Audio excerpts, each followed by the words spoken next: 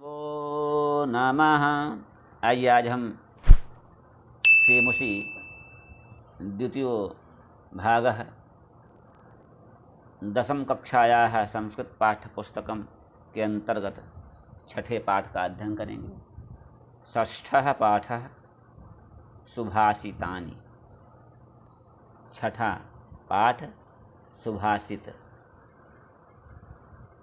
सुंदर वचन। सुंदर भाषित वचन, सुंदर वचन सुभाषित। प्रस्तुतोऽयं पाठः विविध ग्रंथात् संकलितानां 10 सुभाषितानां संग्रहो वर्तते। प्रस्तुत पाठ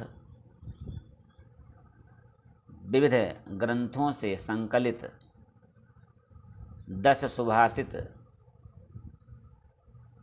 का संग्रह है। संस्कृत साहित्ये सार्वभौमिक सत्यम प्रकाशयितुम् अर्थगांभीर्ययुता पद्यमयी प्रेरणात्मिका रचना सुभाषितमिति कथ्यते। संस्कृत साहित्य में सार्वभौमिक सत्य को प्रकाशित करने के लिए अर्थ के गंभीरता से युक्त पद्यमय और प्रेरणादायक रचना को सुभाषित कहते हैं।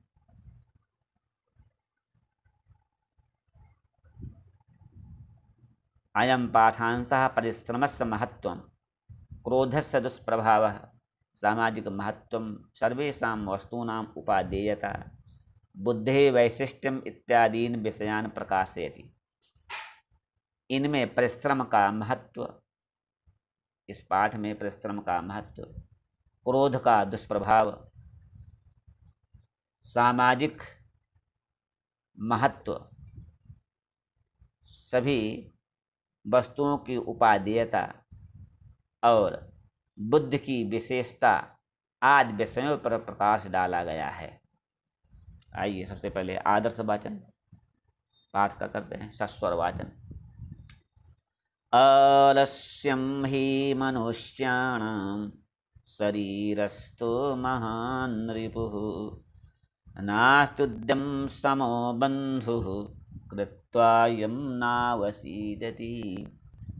गुणी गुणं वेत्ति न वेत्ति निर्गुणो, गुणी गुणं वेत्ति न वेत्ति निर्गुणो, बली बलं वेत्ति न वेत्ति निर्बलः। पिको वसन्तस्य गुणं न वा यशः, करी च सिंहस्य बलं न मूषकः, करी च सिंहस्य बलं न मूषकः।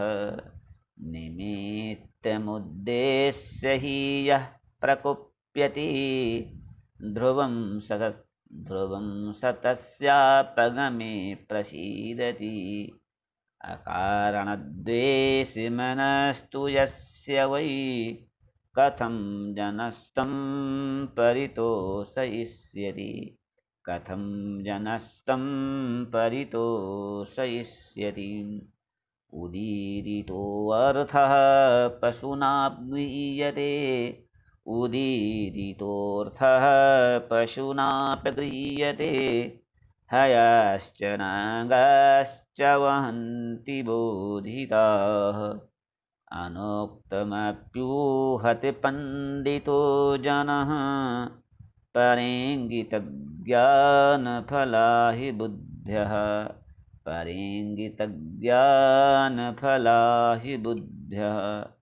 क्रोधो हि शत्रुः प्रथमो नराणां, देहस्थितो देहविनाशनाय। यथा स्थिताकाष्ठगतो हि वह्निः, सा एव वह्निर्दहते शरीरं, सा एव वह्निर्दहते शरीरं। मृगा मृगैः सङ्गमनुव्रजन्ति, गावश्च गोभिः तुरगास्तुरङ्गैः। मूर्खाश्च मूर्खैः सुधियः सुधीभिः समानशीलव्यसनेषु शक्यं समानशीलव्यसनेषु शक्यं सेवितव्यो महावृक्षः फलच्छाया समन्वितः यदि दैवात् फलं नास्ति छाया केन निवार्यते अमन्त्रमक्षरं नास्ति नास्ति मूलमनौषधम् अयोग्यः पुरुषः नास्ति योजकस्तत्र दुर्लभः सम्पत्तौ च विपत्तौ च महतामेकरूपता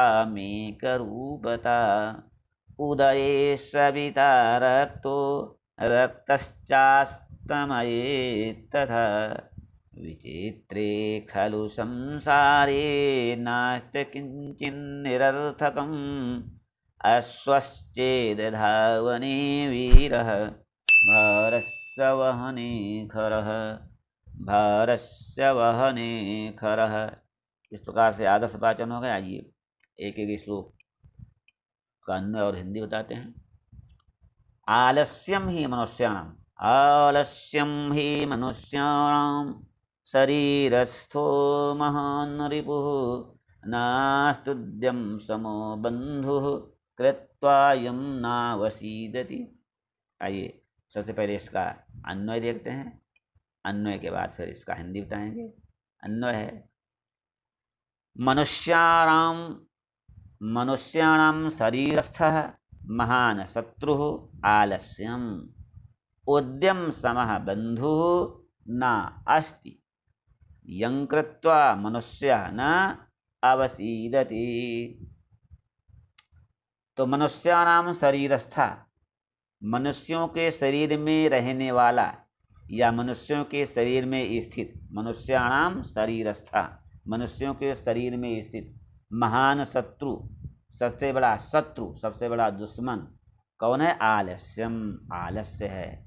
तो मनुष्य के शरीर में स्थित सबसे बड़ा शत्रु आलस्य है।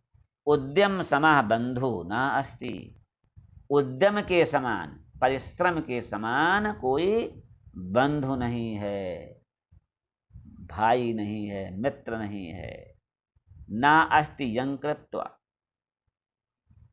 यं कृत्वा मनुष्यानः अवसीदते, यं कृत्वा इसको करके, क्या करके? उद्यम को करके मनुष्य ना अवसीदत, नहीं दुखी होता है। मतलब उद्यम को करके मनुष्य दुखी नहीं होता है। कहने का भाव यह हुआ कि मनुष्य के शरीर में स्थित आलस्य ही सबसे बड़ा शत्रु है।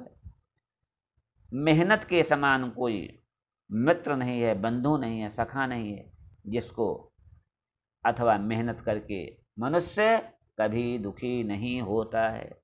इस प्रकार से दूसरा श्लोक है। दूसरा श्लोक देखिए।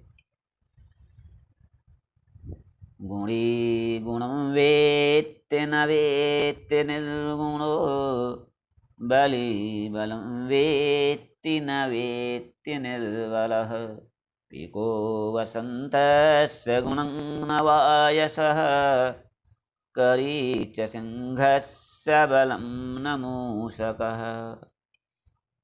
अब देखिए इसका, इस पाठ का अन्वय देखिए। गुणी गुणम वेत्ति निर्गुणः गुणम न वेत्ति, बली बलम वेत्ति निर्बलः बलम न वेत्ति, वसन्तस्य गुणं गुणं पिकः वेत्ति वायसः न वेत्ति, सिंहस्य बलं करी वेत्ति मूषकः न। अब इसका देखिए। गुणी गुणम वेत्ति, गुणी गुणम वेत्ति, गुणी जो है, जो गुणवान है, वो गुण को जानता है। गुणी गुणम वेत्ति मीन्स जानना, विद ज्ञानी, विद ज्ञानी। तो गुणी जो गुणवान है वो गुण को जानता है। निर्गुण जो निर्गुण है, गुण से हीन, वो गुणम न वेत्ति, गुण को नहीं जानता है। गुणवान व्यक्ति गुण को जानता है और निर्गुण व्यक्ति उनको नहीं जानता है। बली बलम वेत्ति, बली बलम वेत्ति, जो बली है, जो शक्तिशाली है, बलवान, वो बल के बारे में जानता है। बली जो बलवान है, बलम वेत्ति, बल को जानता है। निर्बलः बलम न वेत्ति, जो निर्बल है, जिसके पास बल ही नहीं, वो बल को नहीं जानता है। वसंतस्य गुणम पिकः वेत्ति, वसंत के गुण को पिक कोयल जानती है। वसंत के गुण को कोयल जानती है। वायसः न वेत्ति, वायस मीन्स कौवा, कौवा नहीं जानता है।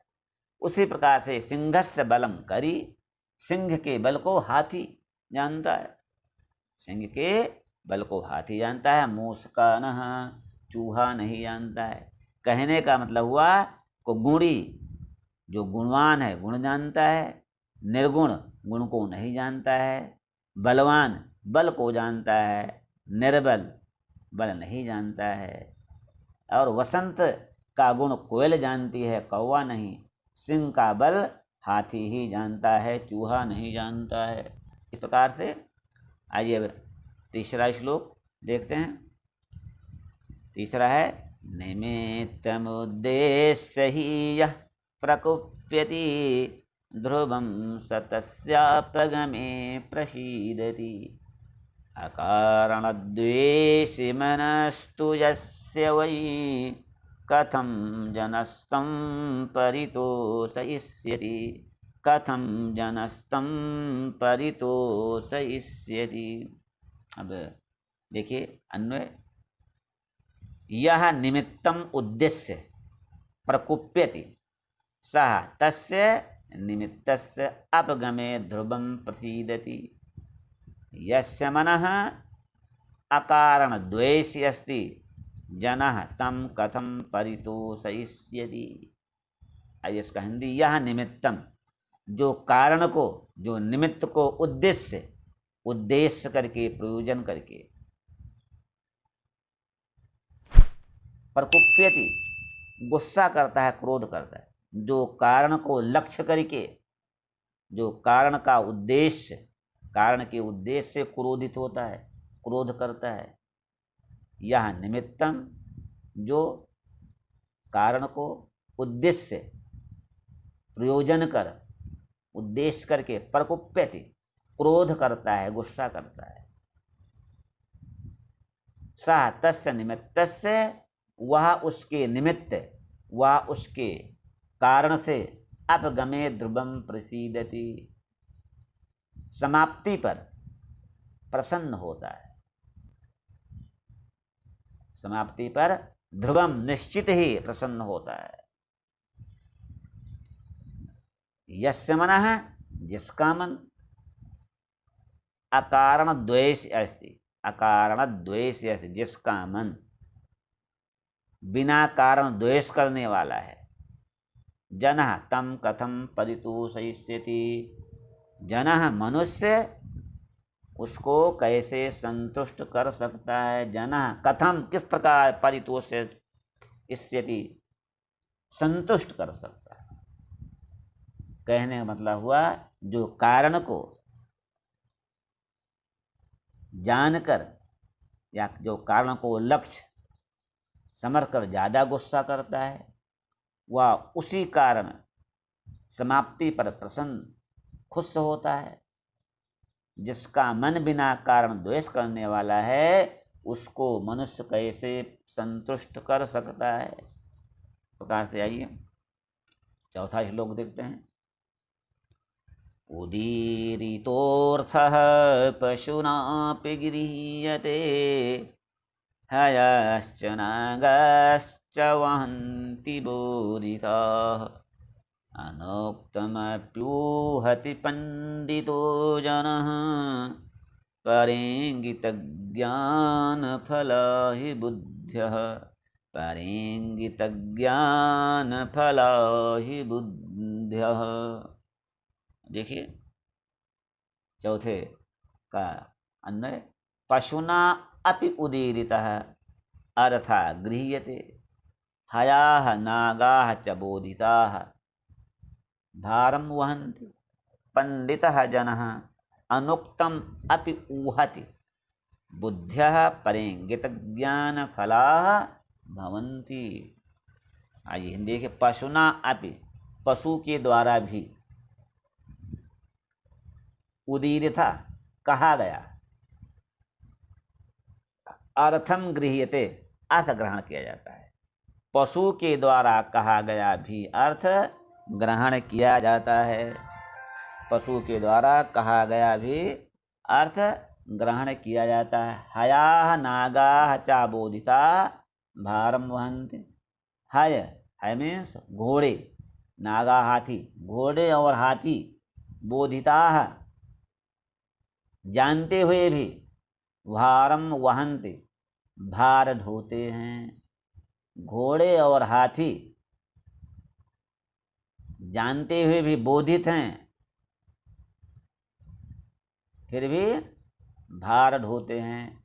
पंडितः जनः अनुक्तम अपि, जो पंडित लोग हैं, जो ज्ञानी लोग हैं, वह कहे हुए भी ऊहति इशारों को समझते हैं। बुद्ध्या परेंगित ज्ञान फलाह भवन्ति, और बुद्धिमान दूसरों के इशारे से समझे ज्ञान रूपी फल वाले होते हैं। कहने का मतलब हुआ पशु के द्वारा भी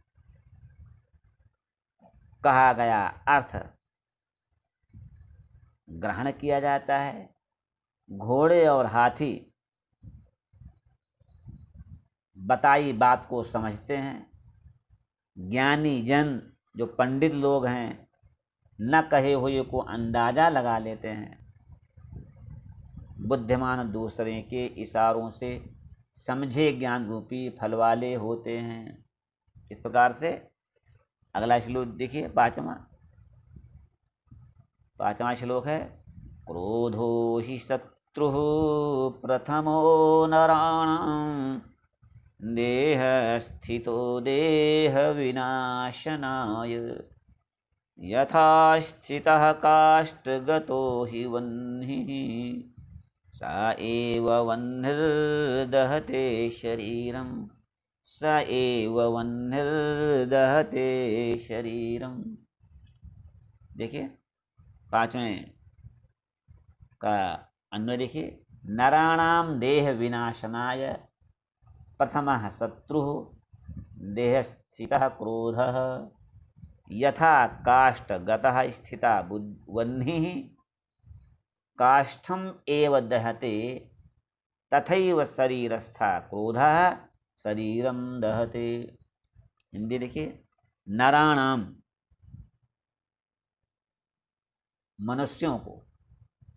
मनुष्यों के देह विनाशनाय, देह शरीर के विनाश के लिए, मनुष्यों के शरीर के विनाश के लिए प्रथमः शत्रु, पहला शत्रु, पहला दुश्मन, देह स्थित क्रोध है, देह शरीर के अंदर क्रोध है।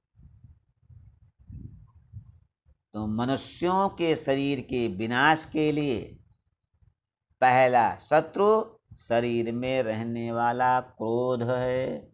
यथा काष्ठ गता स्थिता वह्नि, जिस प्रकार से लकड़ी में स्थित अग्नि लकड़ी को जलाती है,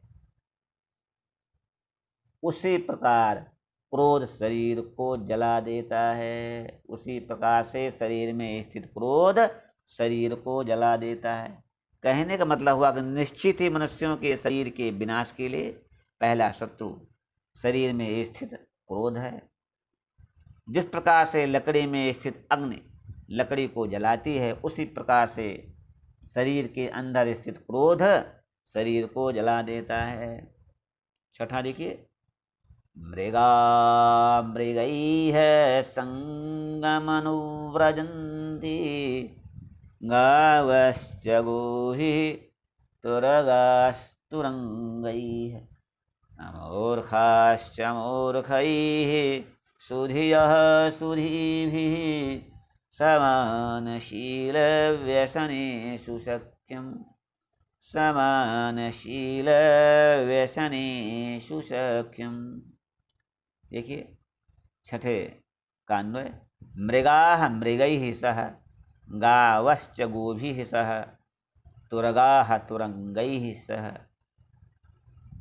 मूर्खाः मूर्खैः सह सुधिः सुधीभिः सह अनुव्रजन्ति समानशील व्यसनेषु सख्यम भवति। आइए हिंदी देखिए, मृगाः मृगैः सह, मृग हिरण हिरणों के साथ, हिरण हिरण हिरणों के साथ, हिरण हिरणों के साथ, गावश्च गोभी गायें गायों के साथ, तुरगाः तुरंगैः घोड़े घोड़ों के साथ, मूर्खा मूर्खैः सह मूर्ख मूर्खों के साथ, सुधिया सुधीभिः सह सुधी विद्वान विद्वानों के साथ, अनुव्रजंती अनुगमन करते हैं, पीछा करते हैं, जाते हैं, अनुसरण करते हैं, समानशील व्यसनेषु सख्यम भवति, समानशील और स्वभाव होने पर मित्रता होती है, सख्य भाव होता है। कहने का मतलब हुआ तो हिरण के साथ, हिरण हिरणों के साथ जाते हैं, गायें गायों के साथ जाती हैं, घोड़े घोड़ों के साथ जाते हैं, मूर्ख मूर्खों के साथ जाते हैं, विद्वान विद्वानों के साथ जाते हैं, अर्थात अनुसरण करते हैं, अनुगमन करते हैं। इसी प्रकार से समानशील और स्वभाव होने पर मित्रता अवश्य होती है। आइए सातवां श्लोक देखिए, सेवितव्यो महावृक्ष फलच्छाया समन्वितः यदि दैवात् फलं नास्ति छाया केन निवार्यते, छाया केन निवार्यते। आइए देखिए सातवें का अन्वय, फलच्छाया समन्वितः महावृक्षः सेवितव्यः दैवात् यदि फलं नास्ति वृक्षस्य छाया केन निवार्यते। अर्थ देखिए, फल छाया समन्वितः, फल और छाया से समन्वित सहित, फल और छाया से सहित समन्वित सहित महावृक्ष महान वृक्ष का सेवितव्य सेवा करनी चाहिए, फल और छाया से युक्त महान वृक्ष का संरक्षण करना चाहिए, सेवा करनी चाहिए। दैवात यदि फलम नास्ति, भाग्य से यदि फल नहीं है, भाग्य से यदि फल नहीं है, वृक्ष से छाया केन निवारते, तो वृक्ष की छाया,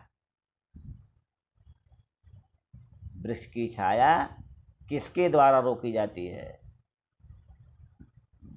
वृक्ष छाया केन निवारते, वृक्ष की छाया किसके द्वारा रोकी जाती है? कहने मतलब हुआ कि फल और छाया से युक्त महान वृक्ष सेवा करने योग्य हैं। भाग्य से यदि फल नहीं है तो वृक्ष की छाया को कौन रोक सकता है? अर्थात छाया को कौन रोक सकता है? अर्थात छाया सब लोग ले सकते हैं। अगला देखिए आठवां श्लोक, अमंत्रमक्षरम नास्ति नास्ति मूलमनौषधम अयोग्यः पुरुषः नास्ति योजकस्तत्र दुर्लभः, योजकस्तत्र दुर्लभः। अन्वय, अमंत्रम अक्षरम नास्ति अनौषधम मूलम नास्ति अयोग्यः पुरुषः नास्ति तत्र योजकः दुर्लभः। तो कहने का मतलब यह है कि अमंत्रम, बिना मंत्र के अक्षर नहीं है, अक्षर मंत्रहीन नहीं है। अमंत्रम, बिना मंत्र के अक्षरम नास्ति, अक्षर नहीं है। अनौषधम मूलम नास्ति, औषधि से रहित जड़ नहीं है, मूल नहीं है। औषध, बिना औषध के जड़ नहीं है। अयोग्य पुरुषः नास्ति, और अयोग्य पुरुष नहीं है। तत्र योजकः दुर्लभः, वहाँ जोड़ने वाला दुर्लभ है। तत्र योजकः दुर्लभः, वहाँ उनको जोड़ने वाला दुर्लभ है। कहने का भाव हुआ है कि बिना मंत्र के अक्षर नहीं है, बिना औषध के जड़ नहीं है, अयोग्य पुरुष नहीं है, तो उनको जोड़ने वाला भी दुर्लभ है। अर्थात ऐसा पारखी दुर्लभ है जो इनके गुणों को परख कर उन्हें एकत्रित कर उनका उपयोग कर सके। आगे देखिए, अगला श्लोक है 9। संपत्तौ च विपत्तौ च महतामेकरूपता, उदये सविता रक्तो रक्तश्चास्तमये तथा, रक्तश्चास्तमये तथा। महताम अन्वय देखिए, महताम संपत्तौ विपत्तौ च एक रूपता भवति, यथा सविता उदये रक्तः भवति तथा एव अस्तमये च रक्तः भवति। महताम महापुरुषों की, संपत्तौ विपत्तौ च संपत्ति और विपत्ति में एक रूपता भवति, एक रूपता होती है। महापुरुषों की संपत्ति और विपत्ति में एक रूपता होती है। यथा सविता उदय रक्ता भवति, जिस प्रकार से अथवा जैसे सूर्य उदय होते समय लाल होता है, तथा एव अस्तमये च रक्ता भवति, उसी प्रकार ही अस्त के समय भी लाल होता है। कहने का मतलब हुआ महापुरुषों की संपत्ति में तथा विपत्ति में भी एक रूपता होती है। जैसे सूर्य उदित होता हुआ लाल होता है और अस्त होते हुए भी लाल होता है। आइए अंतिम श्लोक देखिए, विचित्रे खलु संसारे, विचित्रे खलु संसारे नास्ति किंचिन्निरर्थकम्, अश्वश्चेद् धावने वीरः भारस्य वहने खरः, भारस्य वहने खरः। अन्वय देखिए, विचित्रे संसारे खलु किंचित निरर्थकम नास्ति, अश्वः चेत धावने वीरः, त्रहि भारस्य वहने खरः वीरः अस्ति। तो विचित्र संसार में, विचित्रे संसारे खलु, विचित्र संसार में, खलु मीन्स निश्चित ही, निश्चय ही, विचित्र संसार में निश्चय ही, किंचित निरर्थकम नास्ति, किंचित कुछ भी निरर्थक नहीं है। विचित्र संसार में निश्चित रूप से कुछ भी निरर्थक नहीं है। अश्वः चेत धावने वीरः, यदि घोड़ा दौड़ने में वीर है, अश्वः चेत जिस प्रकार से घोड़ा धावने वीर है, दौड़ने में वीर है, त्रहे उसी प्रकार से भारस्य वहने खरः वीरः अस्ति, भार को ढोने में क्या है, खर गधा वीर है। विचित्र संसार में निश्चय ही कुछ भी निरर्थक नहीं है। यदि घोड़ा दौड़ने में वीर है तो गधा भार को ढोने में, अर्थात दुनिया में सबका अपना अपना महत्व है। इस प्रकार से पाठ का अन्वय सहित अर्थ हो गया है। इत्यलम नमो नमः। अगली वीडियो के लिए फिर मिलते हैं, तब तक के लिए नमस्कार।